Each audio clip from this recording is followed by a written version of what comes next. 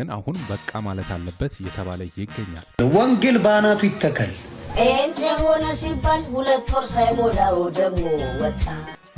ዮኒ ማኛ የሚባለው ግለሰብ የመደመር መንግስት ነው። ደግሞ ምን እያሉ ነው? ደግሞ ተደመሩ እያሉን ብቻ እንዳይሆን ተደምሮ እኮ ውጤቱን አየው የኢትዮጵያ ሕዝብ። በእነዚህ ሰዎች ከ2697 በላይ ሴቶች በአማራ ክልል መደፈራቸው።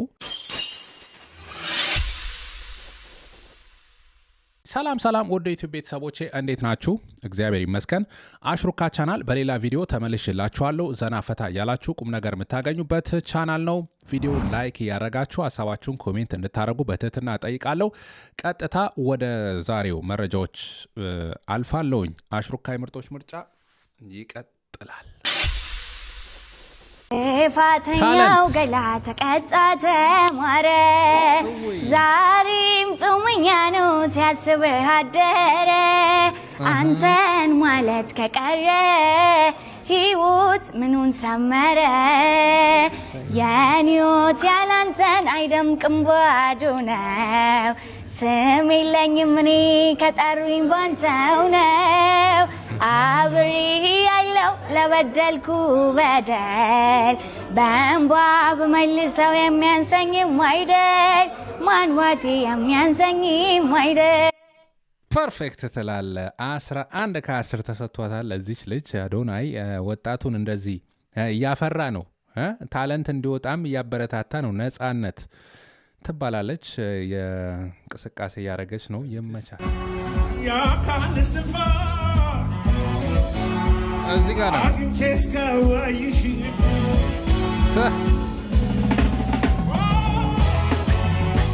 ያዝ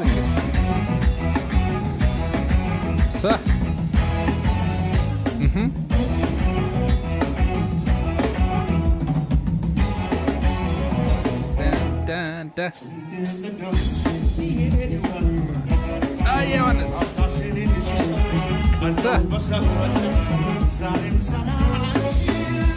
የት ነው ይህ ነገር?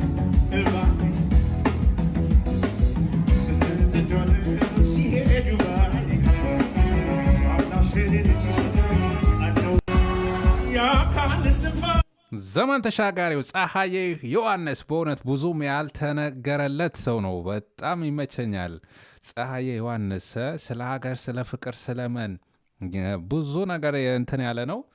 ብዙም አይወራለትም። እሱም እንዲህ አይፈልግም ይመስለኛል። ግን እንዴት ነው ቫይቡ? ተመቻችሁ? የታል ላይኩን እስቲ ያረጋችሁ። ለማንኛው ህዝቤም ፈታ ያለች ነው። በተለይ አሁን ይሄ ብርድ ምናምን ስላለኛ አካባቢ እንዲያን ነገር ያስፈልገናል ይመስለኛል።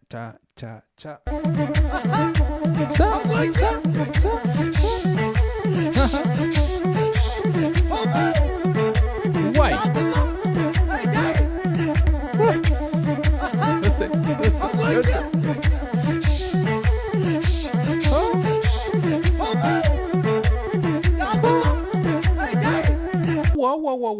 ጫን ያለው ነው። ይሄ ብርድ ማስለቀቂያ ይባላል። ብርድ ማስለቀቂያ። እስቲ የተነሳ አዳሜ ሞክረው። በዚህ ብርድ አውሮፓ በተለይ ያለ አሜሪካም ገብቶላችኋል መሰለኝ። ገብቶላችኋል ነው የሚባለው።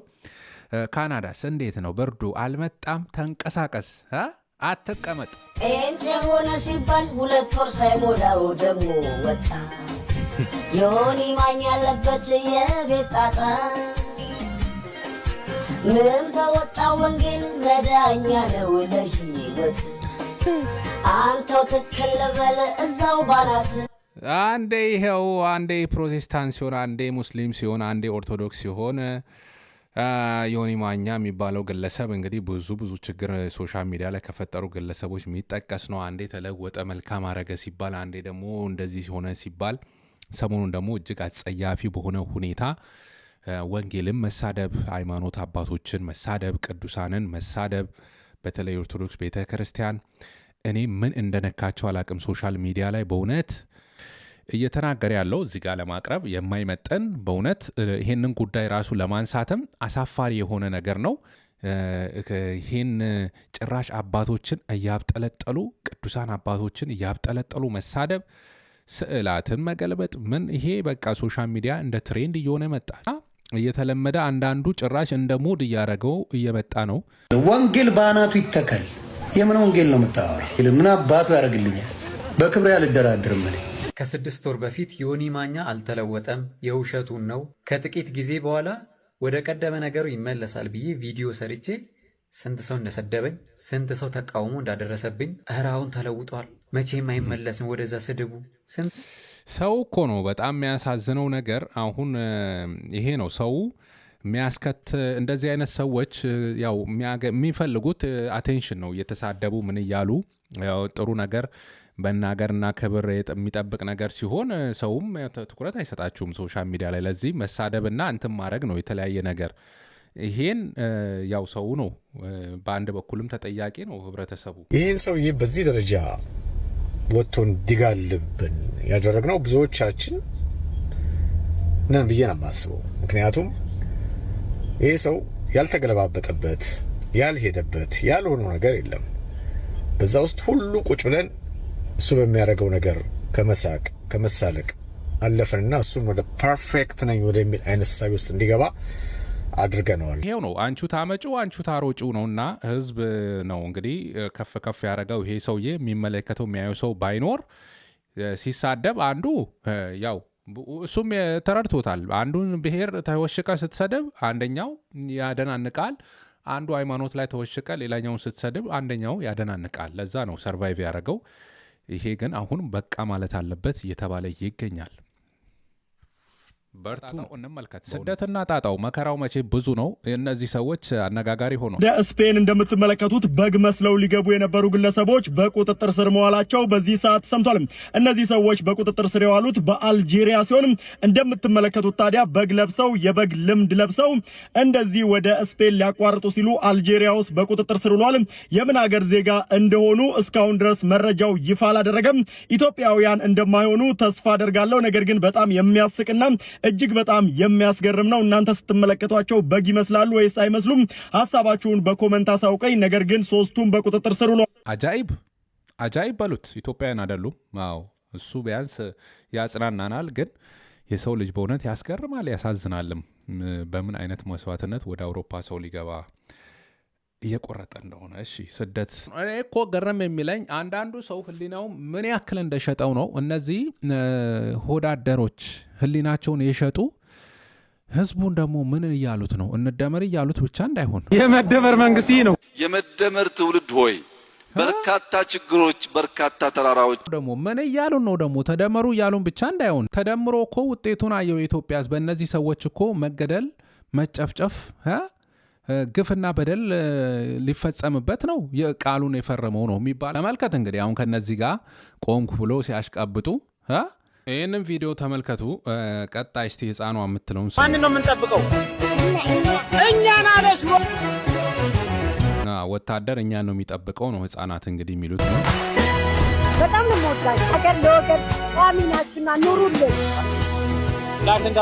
አዎ እናቶችም ወታደሮች ናችሁና ሀገር ወገን የምትጠብቁ ናችሁ ብለው በዚህ መልኩ እንመለከታለን ያው ይሄ ነው የሚያረጉት ምናምን ነው ህፃኗ እንዳለችው እናትም እንዳሉት ቢሆን ኖሮ እጅግ ደስ የሚል ነበረ ነገር ግን ይሄ ፕሮፓጋንዳ ከመሆን አልዘለለም ህዝብ እየተሰቃየ ያለው በወታደሮች ነው ኢትዮጵያ ውስጥ ዛሬ ቢቢሲ ያወጣው ዜና በእውነት ልብ የሚነካና አሳዛኝ ነው ከ2697 በላይ ሴቶች በአማራ ክልል መደፈራቸው ከ18 ዓመት በታች የሆኑት ደግሞ ግማሾቹ እንደሚሆኑ ይሄ በመከላከያ ሰራዊት የተፈጸመ ግፍ ነው እንግዲህ ቢቢሲ በአማራ ክልል በሚገኙ በ43 የጤና ኬላዎች እንደዚሁ ባለሙያዎችን በመጠየቅ ብሎ መረጃዎችን አሰባስቦ ያቀረበው በእውነት ያሳዝናል በዚህ ዘገባ ላይ ግፍ የተፈጸመባቸው መካከል የነሱን ታሪክ አካቷል ቢቢሲ መረጃውን ሲያቀርብ ሴት ሆኖ መፈጠር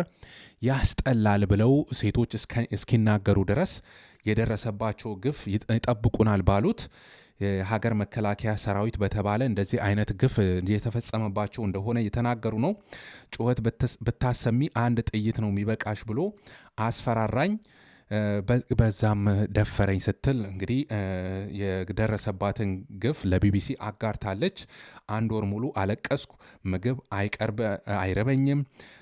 አይረበኝም ስራዬ ማልቀስ ብቻ ሆነ ቆሜ ለመሄድ ተቸገርኩ ህመምተኛ ሆንኩ ትላለች በእውነት እንደዚህ አይነት ግፍና በደል እየተፈጸመ ያለው አብዛኞቹ ያስገድዶ መድፈር ጥቃቶች መከላከያ ሰራዊት ካምፕ በመሰረተባቸውና በሚቆጣጠራቸው ከተሞች ነው በአማራ ክልል እየተፈጸመ ያለው የሚል ይህንን ግፍ ነው እንግዲህ ያጋለጠ ያለው። ቤተሰቦቼ መንገድ ዳር ወድቄ አገኙኝ ስትል ደግሞ የተናገረችው ስራዋን ለመስራት የወጣች ነገር ግን በመከላከያ ሰራዊት በመደፈሯ ምክንያት ቆይ አሳይሻለሁ ብለው በደረሱባት ዛቻ 2-3 ሆነው በግፍ እንደደፈሯት ቤተሰቦቼም ያው ለስራ እንደወጣች ነው የተደፈረችው። ከዛም ስትመለስም ያው ቤተሰቦቼ ቆይቼ ስቆይባቸው እኔም ፍለጋ ሲወጡ መንገድ ዳር ወድቄ አገኙኝ ነው ያለችው። በእንደዚህ አይነት ሁኔታ አፋፍሰው ወደ ጤና ኬላ እንደወሰዷት ይሄ ሁላ ነው እንግዲህ የወጣው ነው። ያልወጣው ደግሞ በእውነት ወደ ሐኪም ቤት ሄደውም የደረሰባቸውን ነገር ለመናገር ያፈሩ በርካቶች እንደሆኑ ቢቢሲ መረጃውን በደንብ በዝርዝር አካቷል። በእንግሊዝኛም በአማርኛም ነው ይሄ መረጃ የወጣው። ቢገድሉኝ ይሻል ነበር እስክትል ድረስ ሴት ልጅ እንግዲህ በዚህ አይነት መልኩ ግፍ እየተፈጸመ ይገኛል። በዚህ መልኩ የተደፈሩ ሴቶች ለተለያየ የአባላዘር በሽታ ተላላፊ በሽታ እየተዳረጉ ነው። ኤችአይቪን ጨምሮ እየተያዙ ነው። እንደዚሁ ደግሞ አላስፈላጊ እርግዝናም ልጆች እየተወለዱ ነው በዚህ ሁኔታ ማለት ነው። እና በጣም በሚያሳዝን መልኩ ግፍና በደል እየተፈጸመ ነው።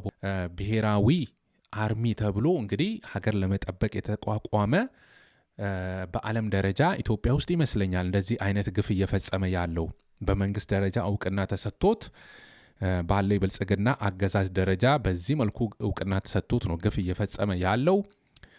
ህዝቡ ላይ እየተፈጸመ ያለው በየጊዜ የምናቀርበው ነው እና ይሄ በእውነት አሳፋሪ ነው። ፍትህ ያስፈልጋል። ለህሊናችሁ የምትቆረቆሩ ለሀገር የምትቆረቆሩ መከላከያ ሰራዊት ውስጥም ያላችሁ ይሄን እውነት ተረድታችሁ በእውነት ለህዝብ መቆም ያስፈልጋል። መላው ይሄን የምትሰሙ መረጃውን የምትካተሉ ሰዎች ደግሞ ግፍና በደልን መቃወም መታገል ያስፈልጋል። ይሄንን ለማስቆም በእውነት ፍርድና ፍትህ ርትዕ መምጣት አለበት። ይሄ ነው የእህቶቻችን ግፍና በደል ሲፈጸም ሊያንገበግበን ይገባል። በእውነት ይሄ አሳዛኝ ነገር ነው እየተሰማ ያለው። ናሚኮ ማይኮ ለዚህ ገለመል እየተባሉ ደግሞ ይህንን አይነት ነገር በደልና ግፍ ለመሸፋፈን የሚሄዱበት ርቀት ፕሮፓጋንዳው አሳፋሪ ነው በእውነት እና ይህንን እቃወማለሁ እኔ በበኩሌ። ግፍና በደልን እናጋልጥ፣ ፍትህ ርትዕ እንጠይቅ። በጀርመን ደግሞ የተሰማ ስደት ነክ ጉዳይ እንመልከት። ዜግነት ኤርትራዊ ትውልደ ኤርትራዊ የሆነች ሴት 2 እጆቿ ተቆርጠው አስፓልት ዳር ተገኝተዋል። አውቶባን 5 ወይ ደግሞ ሃይዊ ያው ጀርመን ሀገር ቁጥር አላቸው። ሃይዊ ላይ ዋና አስፓልት ላይ የፍጥነት አስፓልት ነው የሚባለው፣ ሃይዊ ነው የሚባለው። ሃይዊ ላይ 2 እጆች ተቆርጠው ተጥለው ተገኝተዋል። ከዛ ከእጅ የጣት አሻራ ምርመራ ሲደረግ ግን የሴት እጅ እንደሆነና ትውልደ ወይም ደግሞ ኤርትራዊት እንደሆነች ተገኝቷል። በጀርመን የተሰማው እንደዚህ አይነት አሳዛኝ ነገር ነው። የ32 ዓመት ወጣት ነች የተባለች በጀርመን ቦን በተባለ ከተማ አሳይለም መጠለያ ውስጥ ትኖር ሼልተር ውስጥ ያለች የ3 ወር ልጅ የነበራት በቅርቡ የወለደች እናት ነች። እንግዲህ ተገላ እጇን አንድ ቦታ ወደ ከ110 ኪሎ ሜትር አርቀው ሃይዌይ ላይ ጥለዋል ነው የተባለው። አሳዛኝ በሆነ ሁኔታ ልጅን ደግሞ በገዳም ፊት ለፊት በቤተ ክርስቲያን ፊት ለፊት ጥለው መሄዳቸው ነው የተነገረውና እናትን ገለው ልጅን ደግሞ በዚህ ሁኔታ ጥለው መገኘታቸው እንግዲህ ከጀርመን የወጣ አሳዛኝ ነገር እየተዘገበ ይገኛል ማለት ነው። በእንግሊዝ ስናልፍ በእንግሊዝ ስደተኞች ጉዳይ አንዳንድ አዳዲስ ነገር እየተሰማ ነው። የመኖሪያ ፍቃድን በተመለከተ እስከ 20 ዓመት ፐርማነንት እንዳይሰጣቸው የሚል አይነት ደግሞ ሰሞኑን እየተሰማ ያለ ጉዳይ አለ። እስቲ ይጠቅማችኋል ብዬ ስለማስብ ለአንዳንዶቻችሁ ኢትዮጵያ ኤርትራውያን ይሄ መረጃ ተመልከቱት። ከሌላ የተሰጣቸው ስደተኞች የመኖሪያ ፍቃዳቸው ጊዜያዊ ሆኖ እንዲቆይ የሚለው ነው። ይህም የመጡበት ሀገር ደህንነቱ አስተማማኝ ሆኖ ሲገኝ ወደ ሀገራቸው እንዲመለሱ ለማስቻል ነው ተብሏል።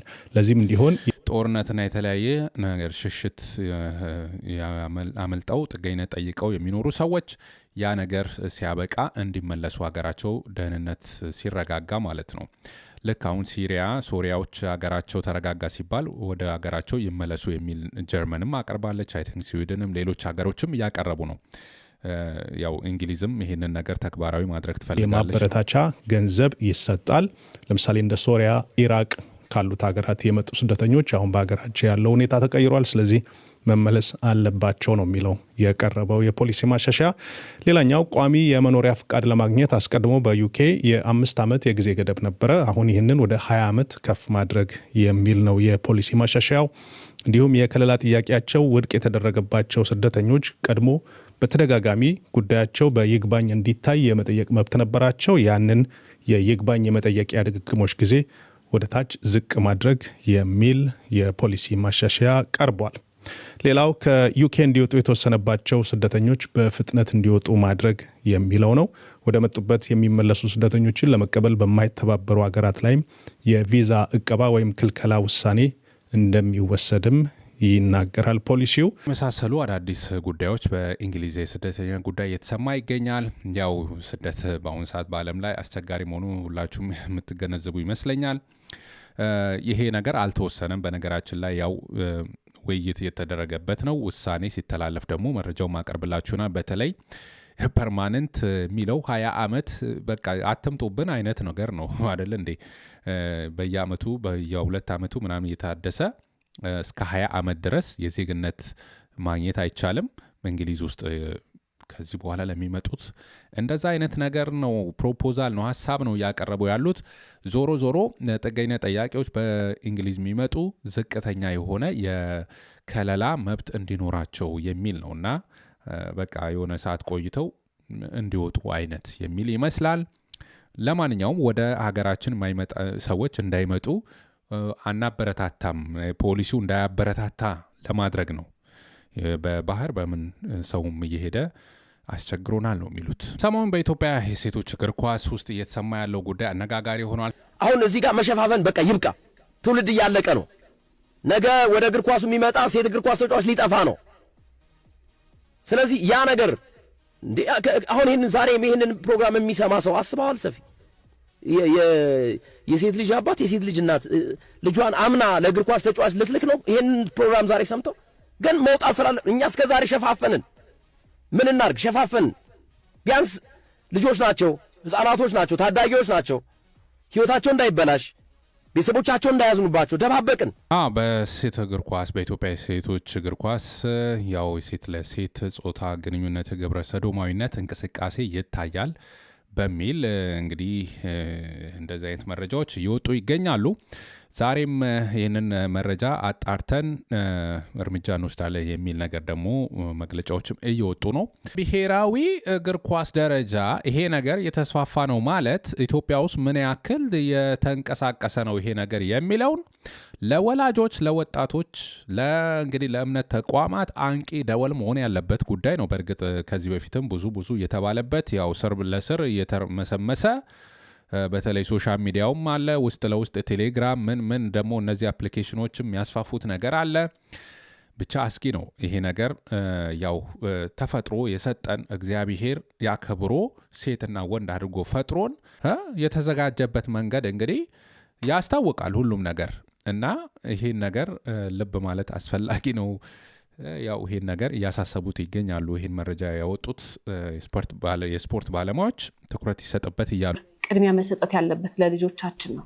ዋጋ ለከፈልንላቸው ህይወታችንን፣ እድሜያችንን፣ ማንነታችንን ሁሉ ገብረን እዚህ ጋር ላደረስናቸው ልጆቻችን ነው እንጂ ቅድሚያ መስጠት ያለብን ስራ አይደለም፣ ሪሌሽንሽፕ አይደለም፣ ምንም ነገር አይደለም፣ ጎረቤት አይደለም፣ እናት አባት ወላጅ ምናምን አይደለም። ልጆቻችን ናቸው ቅድሚያ የሚያስፈልጋቸው። ለዚህ ነው ልጆች እያጠፉም እየወደድናቸው፣ እያጠፉም እየታገስናቸው፣ እያጠፉ እያናደዱን እያበላሹም እየታገስናቸው ያችን መጥፎ እሳት ሰዓታት እናሳልፍና ምናረጋለን? በመጨረሻ ወደ ምንፈልገው ህይወት እንሄዳለን። ምንፈልገውን እንሰራለን። ምንፈልገው ህይወት ውስጥ እንገባለን። ምንፈልገውን ነገር ሁሉ እናገኛለን።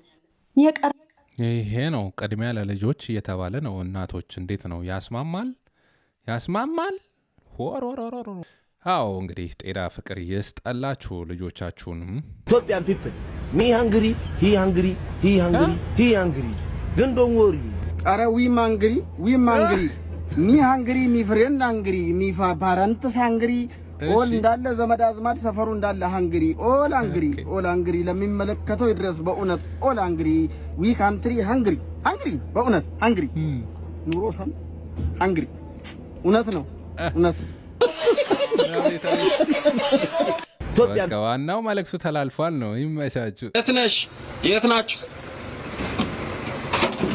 ለጥንቃቄ ቤተሰቦቼ ለጥንቃቄ ያክል ነው። ይሄን ነገር ብትሰሙ ታተርፉበታላችሁ እንጂ አትጎዱበትም። ተጠንቀቁ። ሙሉ ተሳፋሪ ይዘው ሿሿ ጀምረዋል።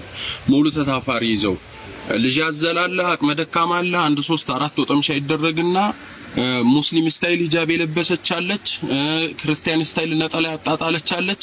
3 ሰው 4 ሰው ነው ወንበር ክፍት የሚሆነው። ሙሉ ተሳፋሪ ይዘው ሿሿ ውስጥ ትገባላችሁ ማለት ነው። አንደኛ ነገር መኪና ውስጥ ከገባችሁ በኋላ ምንም የምታውቁት ነገር የለም። ለረዳቱ እናንተ ፊት ሂሳብ ይከፍላሉ። ሙሉ ተሳፋሪ ነው የሚመስላችሁ ማለት ነው። በሁለተኛ ነገር ደግሞ የት ናችሁ ካለ ረዳት መግባት የለባችሁም ብዬ አስባለሁ። ለምሳሌ መነሻ ቦታው አራብሳ ቢሆን ከአራብሳ መገናኛ ከሆነ የሚሄደው መገናኛ ብሎ ይጥራ፣ ጣፎ ከሆነ የሚሄደው ጣፎ ብሎ ይጥራ። የት ነህ ካለ ሿሿ ነው። ጣፎን ብትሉት እሺ ነው የሚላችሁ፣ አያትን ብትሉት እሺ ነው የሚላችሁ፣ መገናኛም ብትሉት እሺ ነው የሚላችሁ፣ ሜክሲኮን ብትሉት እሺ ነው የሚላችሁ። አላማው ሌላ ስለሆነ ማለት ነው። ይህንን ነገር ለመጠንቀቅ የመጀመሪያው ነገር ሁላችሁም በየሃይማኖታችሁ ዱዓ ማድረግ መጸለይ ነው። ከቤታችሁ ስትወጡ ማታ ላይ በጣም አደገኛ ነገር ነው። ገፍተው ይጥሏችኋል፣ ህይወታችሁን ይነጥቃሉ። ሞባይላችሁንና ስልካችሁንና ፖርሳችሁን ወስደው አይምሯችሁም። በሁለተኛ ነገር ደግሞ ጸልያችሁ ከወጣችሁ በኋላ ከመነሻ ቦታ ላይ ብትሳፈሩ፣ ፌርማታ ላይ ብትሳፈሩ፣ ከተራ ቦታ ላይ ብትሳፈሩ ብዬ እመክራለሁ። ከተራ ቦታ ላይ ካልተሳፈራችሁ ደግሞ የት ነሽ ብሎ በሚጠራው ሳይሆን ትሄዳላችሁ ብሎ መስመሩን የሚጠራ ጣፎ ከሆነ ጣፎ፣ መገናኛ ከሆነ መገናኛ እያለ የሚጠራው ላይ ብገቡ ሴቭ ነው ላለው። አመሰግናለሁ። በጣም አሪፍ መልእክት ከነ መፍትሄ ሆኖ የተናገረው ይመች ብራዘር። ወደ ዩቲዩብ ቤተሰቦቼ የዛሬው ቪዲዮ ይህን ይመስል ነበረ። ስለተከታተላችሁ ከልብ አመሰግናለሁ። የቀጣይ ሰው ይበለን። አሽሩካ የምርጦች ምርጫ። አመሰግናለሁ።